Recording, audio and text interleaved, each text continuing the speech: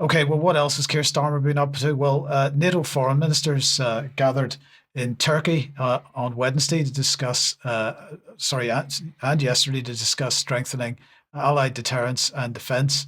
And that's what they described it as, and to move forward what they called preparations for the NATO summit in The Hague next month. Now, the main topic of discussion, as is perennial with NATO conferences, is money. They still can't agree on a minimum spend.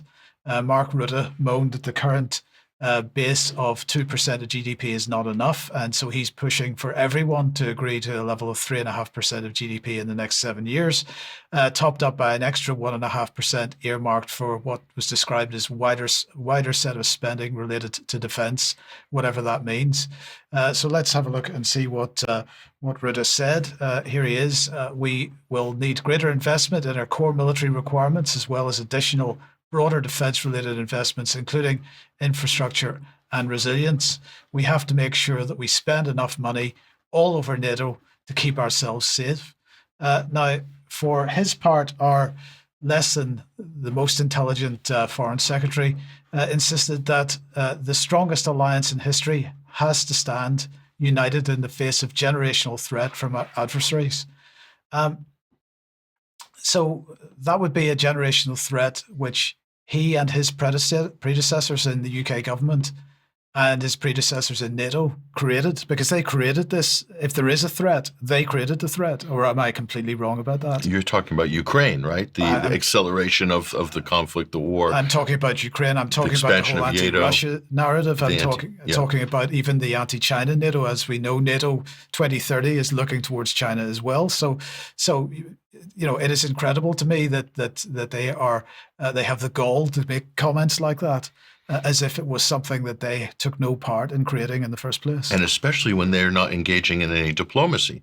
They're not doing any talks. They ruled that out for the longest time, didn't they? We're not going to talk to the other side. War, only a military solution is we're going to accept. So again, they're creating the problem, more of it. Yes, indeed. And he went on to say, as myself and my fellow NATO allies also travelled to Turkey, we're united alongside Ukraine in our determination to secure a just and lasting peace by maintaining the war, of course. Now, the NATO meeting followed a meeting of the so-called Weimar Plus. I mean, yeah. So this is the embryonic European Defence Union, perhaps being made up of the UK, France, Germany, Italy, Poland, Spain, and the EU High Representative Kaja Kallas. Okay, so I'm going to say, Patrick, what a brand. I understand you laughing at this, but what a brand. What image does Weimar conjure up? Well, yes, of course, hyperinflation and the wheelbarrow loads of money to buy a loaf of bread. And that's exactly what we're going to get if they continue pursuing this policy. Am I being unfair? I'm shocked, Mike. Of all the names you could choose, you've chosen that one. Are they trolling us? Yeah, I think they are. I feel like I'm being trolled. Yes. By. Well, let's just look at the statement that they made. So they said that we met in London on the 12th of May to discuss Russian aggression against Ukraine and Euro-Atlantic security. On Euro-Atlantic security, we reaffirmed that NATO is the bedrock of our security and prosperity. The alliance has secured peace for over 25 years. The alliance has secured peace for over 75 years. Has it done that?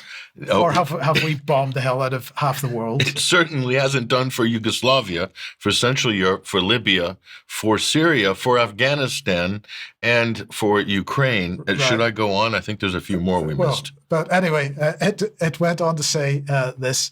An enhanced security and defence relationship between the UK and the EU is key to improving the lives of our people and making our continent more safe and secure, as will enhanced cooperation between NATO and the EU on the basis of the 3 joint declarations and greater cooperation with Ukraine.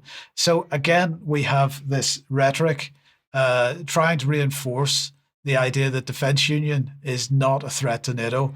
This is a narrative they've used from the beginning. And if we just bring the graphic on screen, this is my rendition of the EU graphic, which describes European Defence Union, all the various pillars of it, as they like to call it. And on the right-hand side there, absolutely. The core partnership is NATO and the United Nations, but NATO is the core partnership. This, as I've said many times before, was never about undermining NATO in any way. It's about the EU becoming effectively a key voice within NATO. Political consensus for foreign policy, right? Precisely. Yeah. And it's much easier to do that with the EU Commission being the voice of all the European member states instead of individual member states. So anyway, why is this important? Well, this all leads up to the UK-EU summit, which is taking place on Monday. And the EU's promo page that you can see on screen at the moment had me a little bit amused, because you'll note it says there that agenda highlights will be on this page a week before the meeting. Well, the meeting's on Monday, and that screenshot was taken today, so that doesn't seem to have happened. So I'm going to suggest that is very much a reflection of the sensitivity surrounding this conference, this summit. This is the summit which is going to bring the UK in a formal sense right back into the EU again.